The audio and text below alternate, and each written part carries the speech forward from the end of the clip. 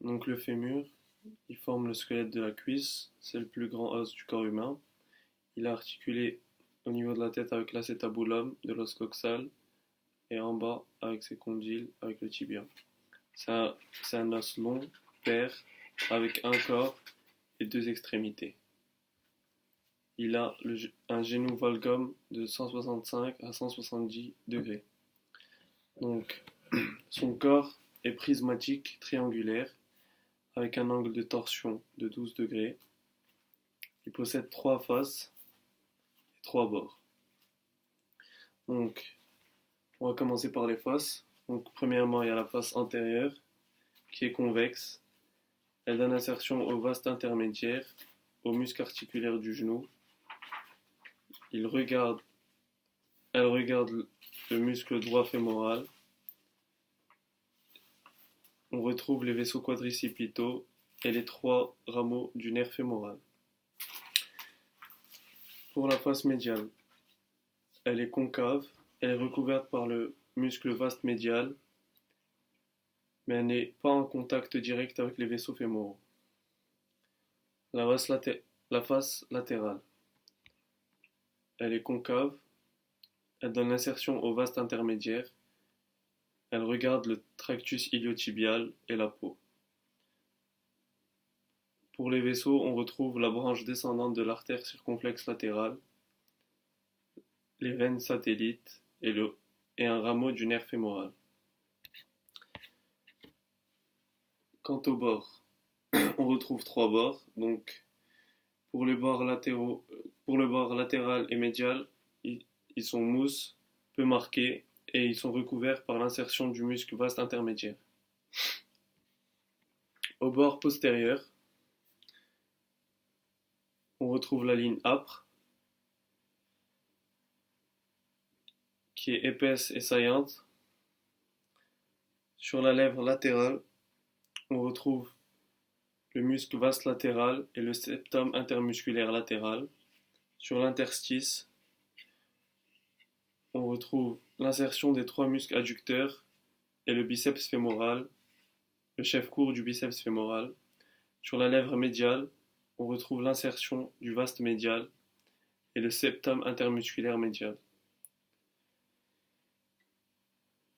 Cette partie regarde les muscles de la loge médiale, antérolatérale et postérieure de la cuisse.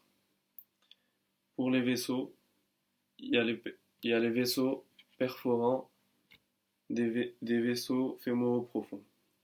Proximalement, on retrouve trois branches. Premièrement, on a la branche latérale qui correspond à la tubérosité glutéale. Elle donne insertion au grand fessier et au muscle vaste latéral. Pour la branche moyenne, on a la ligne pectinée qui donne insertion au muscle pectiné.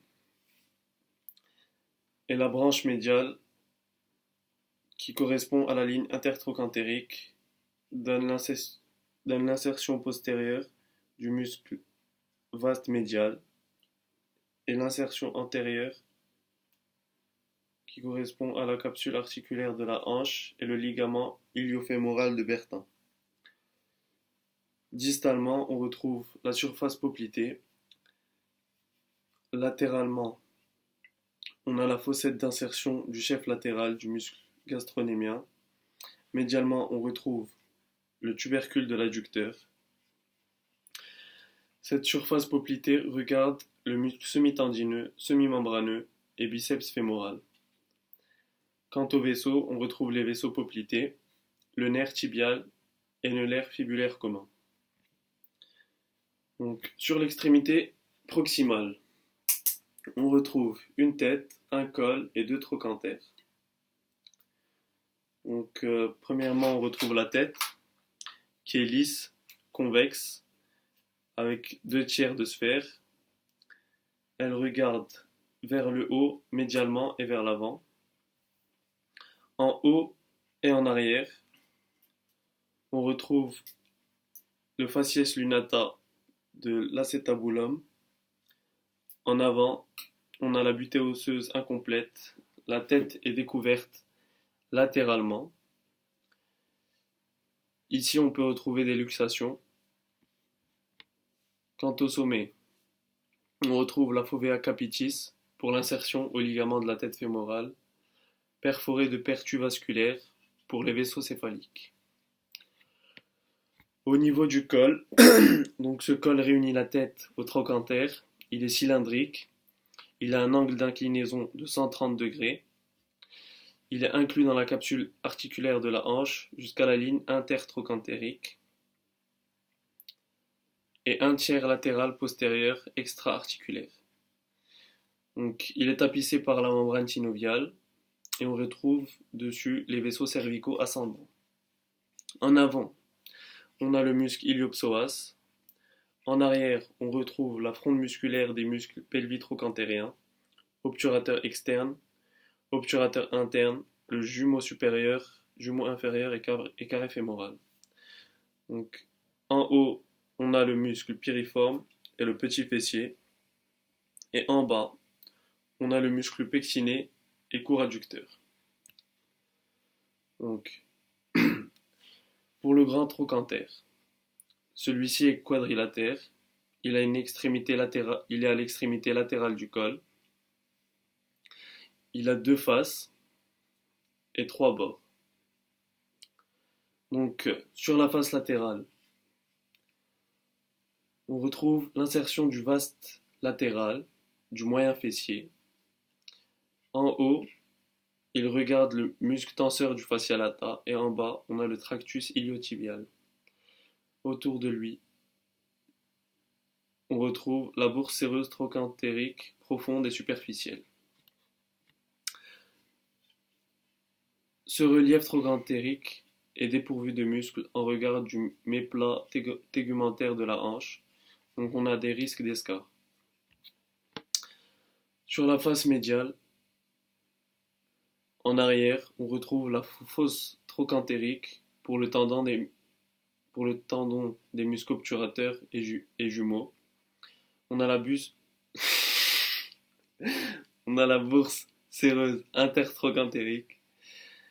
Sur le bord postérieur, on retrouve la crête intertrochantérique qui donne l'insertion du muscle carré fémoral. Sur le bord antérieur, on a la ligne intertrochantérique où se fixe capsule articulaire et faisceau du ligament iliofémoral. Sur le bord proximal, on a l'insertion du petit fessier. Au niveau du petit trochanter, qui est à la partie postérieure et distale du col, on retrouve en bas et en avant la ligne intertrochantérienne et en arrière, on a la crête intertrochantérique, la ligne pectinée qui donne attache au ligament pubofémoral. Au sommet, on a l'insertion du muscle iliopsoas et petit iliaque, et ainsi que la bourse séreuse postérieure. Sur l'extrémité distale, on retrouve deux condyles, une surface patellaire et une fosse intercondylienne. Donc sur la surface patellaire, qui correspond à la trochlée du fémur, elle est articulée avec la patella. Elle possède deux versants. Un versant latéral large et haut, et un médial étroit et court. Donc, au niveau des condyles fémoraux, on retrouve deux condyles. Le condyle fémoral latéral et médial. Il possède trois faces. Donc, sur la face articulaire du condyle médial, celle-ci est longue et étroite. Quant au condyle latéral, elle est large et courte. En avant, on a les surfaces patellaires. En arrière, c'est là que s'enroulent les condyles. Et en bas, ils regardent les plateaux tibiaux, médiaux et latéraux. Donc, la face intercondylaire donne insertion au ligament croisé de l'articulation du genou et le feuillet synovial. Sur le condyle latéral, on a le ligament croisé antérieur sur sa partie postérieure. Et sur le condyle médial, on a le ligament croisé postérieur sur sa partie antéro-supérieure de la face intercondylaire. En arrière, on a le ligament ménisco-fémoral. Donc, sur la face cutanée du condyle médial, on retrouve l'épicondyle médial qui donne une dépression pour le ligament collatéral tibial. On retrouve le tubercule de l'adducteur pour le tendon distal du muscle grand adducteur et une excavation pour le tendon proximal du chef médial du gastrocnémien. En avant, on retrouve l'aileron patellaire et le rétinaculum. Médialement, on a le ligament collatéral tibial et le tendon de la patte doigt, ainsi qu'une bourse séreuse. Les vaisseaux sur cette face sont le nerf saphène, la branche cutanée de l'artère descendante du genou, la grande veine saphène. En arrière, on retrouve les tendons du muscle semi-membraneux. Sur la face cutanée du condyle latéral, en arrière, on a l'épicondyle latéral où s'insère le ligament collatéral fibulaire. Toujours en arrière, on a la fossette distale pour le tendon du muscle poplité et fossette proximale pour le tendon du chef latéral du muscle gastrocnémien. Au niveau de la vascularisation, pour la diaphyse, elle est vascularisée par l'artère nourricière, issue de l'artère fémorale, plus branche musculo-périostée. Pour le col et le trochanter, on a un double cercle péricervical et péritrochantérien, des artères circonflexes médiales et latérales de la cuisse, anastomosées avec les artères fessières supérieures et inférieures issues de l'artère iliaque interne. Pour la tête, on a l'artère obturatrice.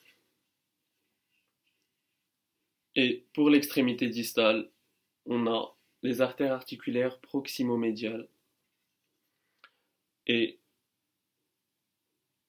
proximo-latérales du genou, issues de l'artère poplitée. Ils sont anastomosés avec l'artère articulaire distomédiale et distolatérale du genou, plus des branches articulaires de l'artère descendante du genou. Donc, au niveau des pathologies, on retrouve donc la conformation du bassin. Donc, l'obliquité du fémur est plus marquée chez la femme, donc le valgus physiologique de l'articulation du genou est plus accusé. Ça donne des prédispositions à des pathologies articulaires, fémoro-tibiales et fémoro-patellaires. Donc, on a des fractures possibles aussi sur l'extrémité proximale, à la base des trochantères. On distingue des fractures cervicales au niveau du col et des fractures pertrochantériques. Donc, un angle d'inclinaison sain correspond à 130 degrés. Si l'angle d'inclinaison est supérieur à 140 degrés, on a une statique de la hanche modifiée qui correspond au coxa valga et ceci favorise une coxarthrose.